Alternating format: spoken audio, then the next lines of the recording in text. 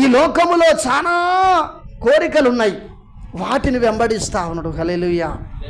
వాటిని వెంబడించి ప్రభు యొక్క మార్గాన్ని మర్చిపోతున్నాడు. ఆయన అన్నాడు, నేనే మార్గము, నువ్వు పరలోకానికి వెళ్ళాలంటే ఆయనే మార్గము.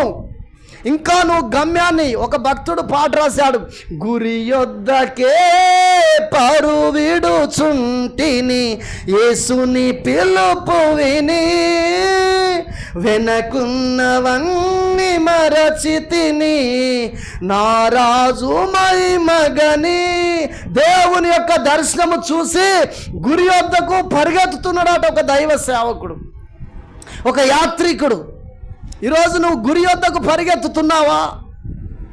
గురి యొద్దకు పరిగెత్తే వ్యక్తి ఎప్పుడు ఎంత కఠినమైన ప్రశ్నలు, ఎంత కఠినమైన పరిస్థితులు ఎదురైనా గురి యొద్దకే వెళ్ళడానికి ప్రయత్నిస్తూ ఉంటాడు. హల్లెలూయా.